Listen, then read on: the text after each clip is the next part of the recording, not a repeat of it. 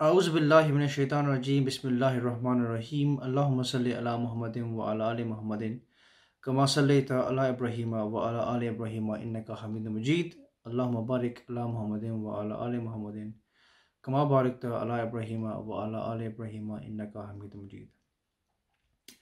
Assalamu alaikum warahmatullah. The topic I'm talking about today is mental health. And the reason why I chose this topic was because I feel like the current state of the world, especially the time we're living in now, which is the time of COVID-19, we're literally living through history. Like in the next few years or years to come, children, our relatives, people we know will be taught what happened during COVID-19 and will be asked the question, how have we dealt with COVID-19? And we'll say we spent it in the time of worshipping God, we spent it with our families, playing games, going for walks, and using social media and interacting with people across the world. So we are literally living through history. I'm going to take some verses from the Holy Quran which talk about mental health. And again, the Holy Quran is a guide for the whole of mankind, especially for Muslims. Muslims turn to the Holy Quran for guidance every step of the way. And the verse, there's a few verses. The first verse which I want to talk about is taken from Surah Al-Baqarah, which is chapter 2, and it's verse 154. أعوذ بالله من الشيطان الرجيم بسم الله الرحمن الرحيم يا أيها الذين آمنوا استعينوا بالصبر والصلاة إن الله مع الصابرين. The translation is as follows: I seek refuge with Allah from Satan the accursed. In the name of Allah, the Gracious, the Merciful. O you who believe, seek help with patience and prayer. Surely Allah is with the steadfast. A commentary of this verse, and is taken from the commentary of Khalifa Rabi Rahimullah. It says that sabr, patience, which the word has been used in this verse, to be steadfast. Sorry, sabr, the word sabr means one, to be steadfast and consistent in something, and number two, to endure afflictions with fortitude and without complaint or murmur, and number three, to hold fast to the divine law and the dictates of reason, and number four, to refrain from doing what the divine law and reason forbids. The commentary of the verse is as follows. It says that the verse contains a golden principle of success. Firstly, a man should be consistent in his endeavors, never relaxing his efforts and never losing heart. At the same time, avoiding what is harmful and sticking fast to all that is good. And secondly, he should pray to God for success, for he alone is the source of all good. So here it's saying in the commentary that one thing it says is never to lose heart, never to give up, keep pushing through, keep trying to achieve and strive your goals and what you want to achieve in life. And it says that secondly, that man should pray to God for success, for he alone is the source of all good. Look, you can think you've achieved the world. You can think you're 10 men. You can think that, oh yeah, I've done a fantastic job. I'm definitely going to get this, or I'm definitely going to be successful in life. I'm definitely going to go to the place or go to that step which I want to get to. Look, as individuals, we can do whatever we want to do. We have the capacity to only do so much. And the rest is in the hands of Allah the Almighty. And that's why the commentary said that, for he alone is the source of all good. It's really important to remember that leave all your trust and faith in Allah the Almighty. Don't worry yourself with, will I achieve this? Will I even get to the place I want to get? Because it will give you mental instability. Having that total dependence and reliance upon God is going to give you that mental well-being that, look, I've done whatever I can do. I've got faith in God Almighty that he will do what he deems appropriate for me. So I don't need to worry and take any stress or feel anxious about the coming days or weeks or months, whatever that might be. Might be an exam, might be an interview, whatever. That can give you stress and anxiety, can cause you massive, massive issues. Having that faith and belief that whatever Allah decrees, I'll be happy with that, is what we should be aiming for. Because ultimately that will give you positive mental health. It will give you that mental stability that I'm going to go with the flow and I'll accept whatever Allah wishes and decrees, because ultimately he knows best. Now the next, further to explain, it says that as explained under important words, the word sabr also signifies enduring afflictions with fortitude and without complaint and murmur.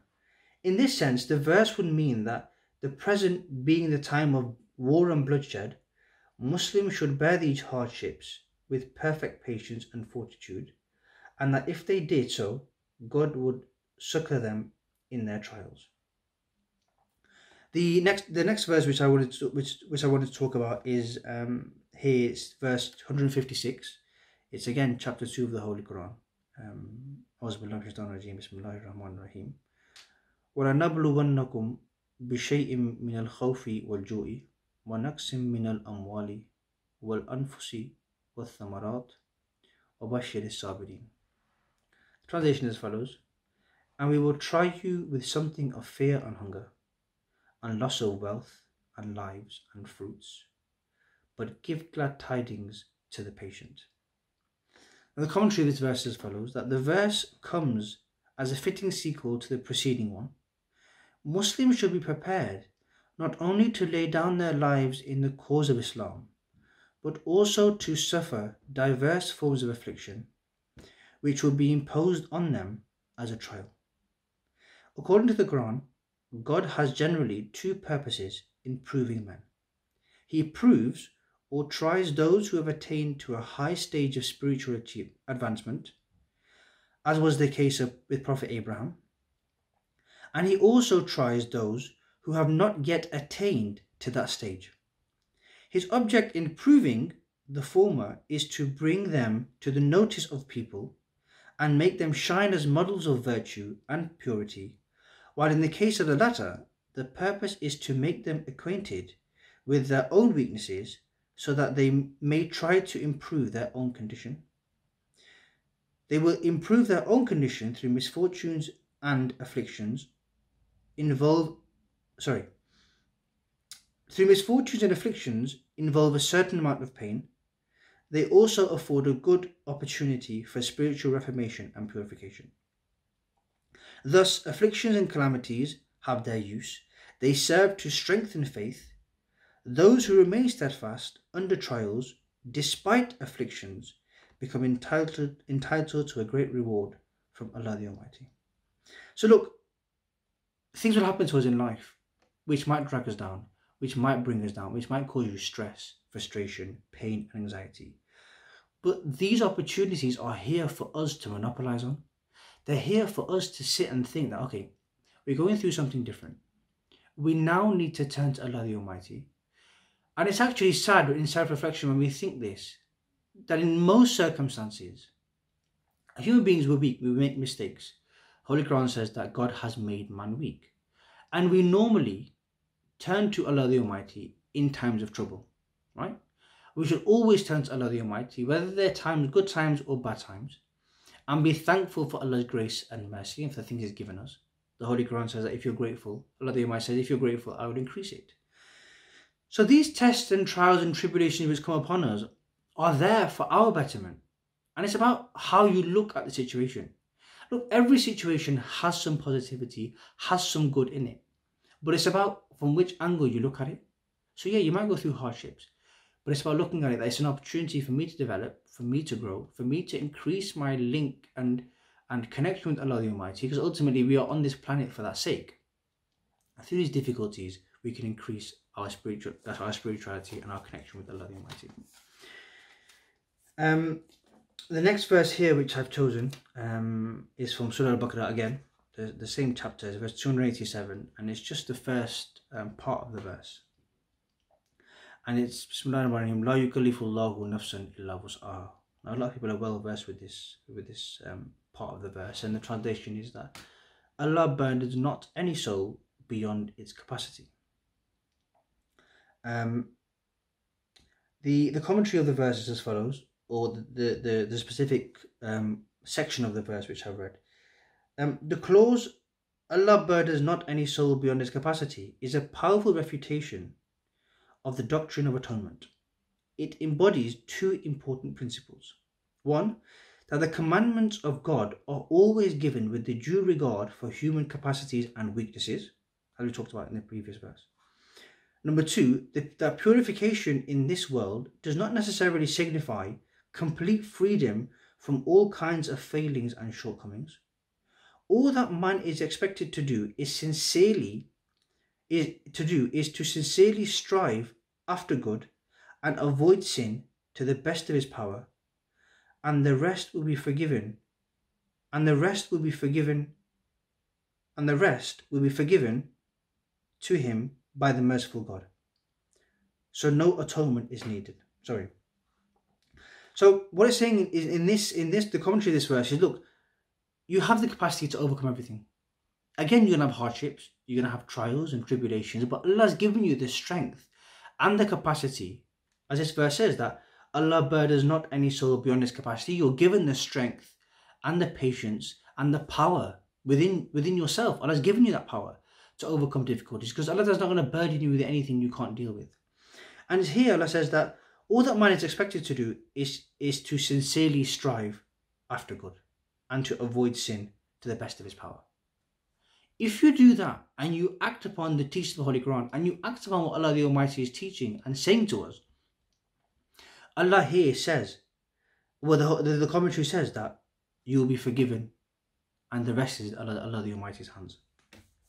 So we have to do whatever we can to try and strive forward and gain that forgiveness, gain that mercy from Allah the Almighty, and try and do the best we can to move forward and improve ourselves spiritually and take everyone on that spiritual journey with us. Look, if you're a positive individual and you keep positive mental health, you'll be a positive influence and a role model for other people. And you'll be able to take them with you on that journey of development and self-reflection and growth. And ultimately, the aim, which is to gain that love and nearness to Allah the Almighty. The next verse which I've chosen is from Surah, well, it's chapter 13, Surah Al-Ra'd. Chapter 13, and the verse is verse 29. The Arabic is as follows. Bismillahir-Rahmanir-Rahim. Allazina amanu wa tatma'innul qulubuhum. Start that again. The next verse I've chosen is from chapter 13 and it's verse 29. And the Arabic is as follows. Bismillahir-Rahmanir-Rahim. Allazina amanu wa tatma'innul qulubuhum bi dhikrillahi. Ala bi dhikrillahi tatma'innul qulub. That those who believe and whose hearts find comfort in the remembrance of Allah, it is in the remembrance of Allah that hearts can find comfort. Translation, the commentary is as follows. That this beautiful verse embodies a great and extremely natural truth. The more the people of the world gain the paltry goods of this life, the greater becomes the hunger and the consequent burning of the heart. But as far as those who seek God, the more they turn to him, the greater is their peace of mind. This shows that search after God is the innermost yearning of human nature and the real goal of man's life, and that when that goal is attained, man begins to enjoy perfect peace of mind, for then he rests, as it were, in the very lap of the all-knowing and all-powerful God, maker and controller of the universe. And the final line is, would to God the people of the world realized this great secret of happiness.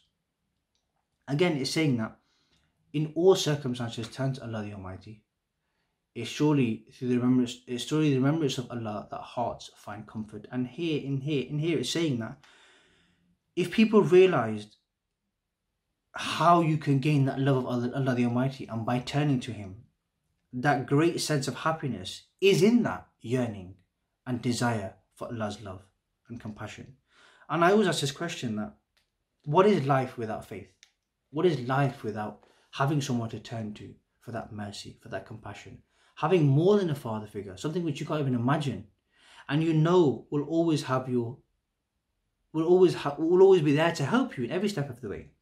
And in this verse it's saying that surely the remembrance of God, hearts find comfort and peace.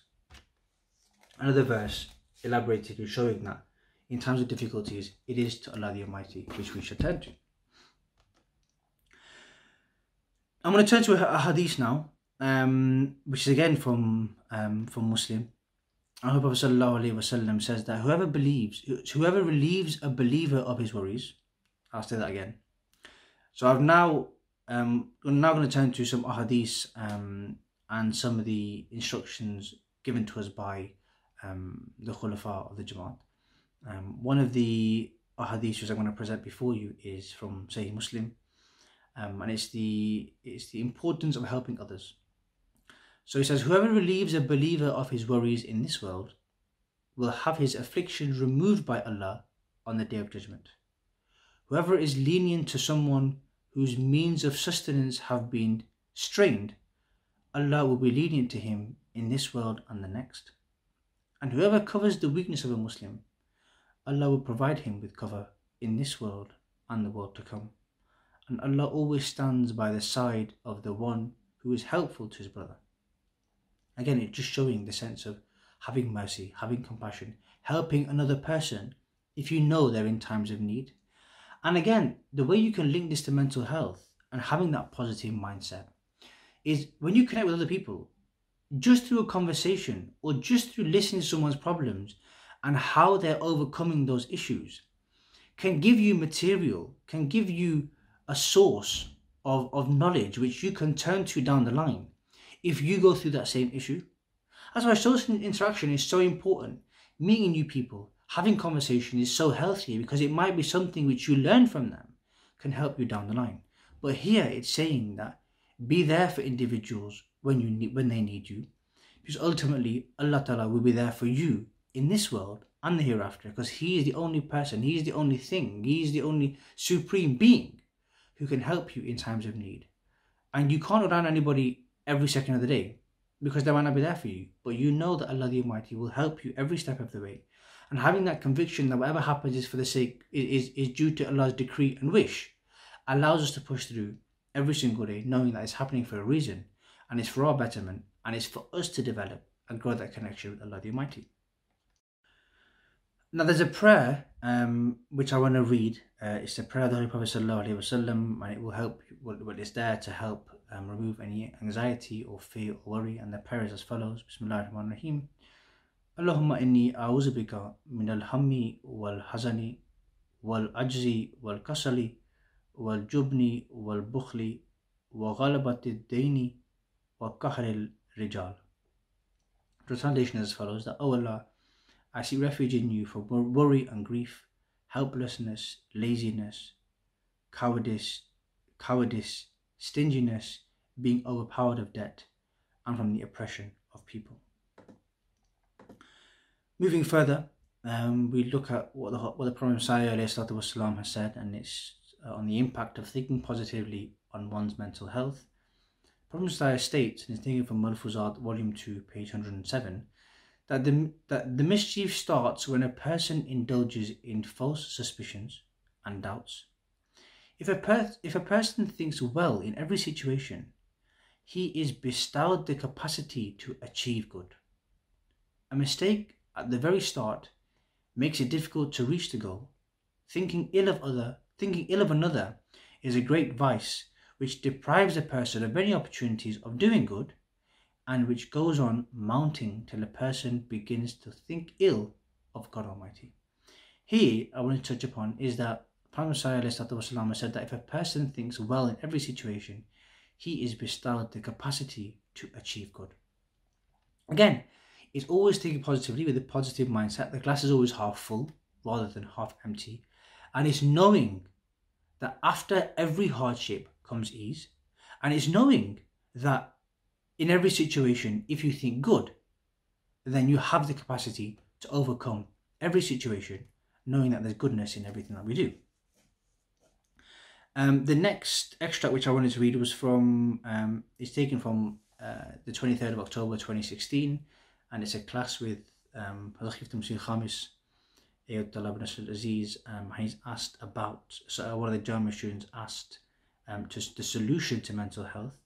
And Hazur has said that the solution, Hazur says here, and I quote, that the solution to these problems is that one should have firm faith and a reliance upon God, to only ask from Him and to create a relationship with God Almighty. There is a significant focus which the world has in striving to gain material wealth, and it's because of this the Holy Prophet ﷺ has said that when you look at someone, don't focus upon his worldly gains and seek to achieve them. Let this not be a means of creating jealousy within you. Rather, look at his level of righteousness and aim to reach that level so that you're able to create a relationship with Allah the Almighty. Hazur further states that this is the remedy for the illness for which prophets have come to establish, and we have the teachings of religion. The Prophet Messiah ﷺ has repeatedly said that this is the reason why he has come. He came to enjoin man to God, to bring back those who have gone astray, and to create a nearness within them towards their Lord. This isn't such a remedy which, when established within an individual, will miraculously remove their illnesses. I'll read that again. That this isn't such a remedy which, when established within an individual, will miraculously remove their illness. Rather, the world has become corrupt. People have many frustrations. They feel a sense of unrest and a lack of fulfillment. It is the job of missionaries, through perseverance and helping those for whom they are responsible for, to join man with his Lord. The next extract is how to treat mental health issues as they are. So again. The next extract has been taken from This Week with Hazur from the 8th of February 2019. And it's a transcript of a question which was asked to Hazur. The question was, as Muslims, how should we deal with the mental health issues? Hazur very graciously replied that we should treat any mental health condition in the same way we would treat any sick individual. How do you treat a sick patient who suffers from typhoid, malaria, or someone who is suffering from an abdominal problem or a problem with their appendix? In some instances, they need a medication or an operation. Thus, in the same way, those who suffer from any mental health conditions should be treated in the same manner. So if you do have any issues or mental health problems, it's important to seek medical advice, to see a doctor if it becomes very severe and it's affecting you and you can't get through your day and function on a day-to-day basis. So we're not totally writing that off. It's advised to seek help and guidance from a doctor if that needs be.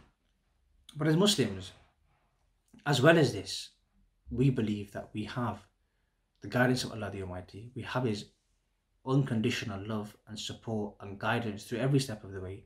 The Holy Quran is there for us to seek guidance from, to gain that peace of mind. Surely through the remembrance of God, hearts find peace. And ultimately, as Muslims, we turn to that book day in, day out. We're encouraged to read that book on a daily basis because it is a guide for mankind. You can imagine when you buy something from Argos or IKEA or whatever, it's a toy or it's a cupboard you got to make. It'll come with an instruction manual, and you use that instruction manual to build that thing so it can perform to the best of its capacity. As individuals, as human beings, we are the most complicated machines, as per se, out there, to the extent that another human being can't make another human being. Only Allah the Almighty has the capacity to put a soul within that person. And naturally then, if we say that a machine needs an instruction manual, a human being should also have an instruction manual so he can perform to the best of his capacity, to the best of his ability. And that's why we have the Holy Quran, the book of laws, the guidance for mankind. Because if we follow that guide, we will be kept on the straight and narrow. We'll be safe from a lot of problems. We can miss and dodge any issues which might be coming towards us. Because when we look in that book for guidance, the answers are there. Whether it's mental health, whether it's issues of wealth or debt or forgiveness or mercy or compassion or generosity, whatever it might be, the Holy Quran is a book of laws, is a book of rules, and gives us that teaching and guidance in every circumstance. So I'd encourage to stay in the remembrance of God, keep praying, stay focused, and remember that through every difficulty, after every difficulty, ease will come It's a natural process. And you have the capacity to deal with whatever is coming your way. Because Allah the Almighty has said, as you read in chapter 2, that no, Allah does not burden any soul beyond its capacity. So may Allah the Almighty enable us and give us the strength to overcome any difficulties. May He bless all of our endeavours in the future to come. May He enable us to gain His love and mercy. And may He make us from those true individuals who follow Islam down to the true teachings. And may He make us true and loyal Ahmadi Muslims who follow the guidance of the Khalifa every step of the way. Jazakumullah. Assalamu alaikum wa rahmatullahi wa barakatuh.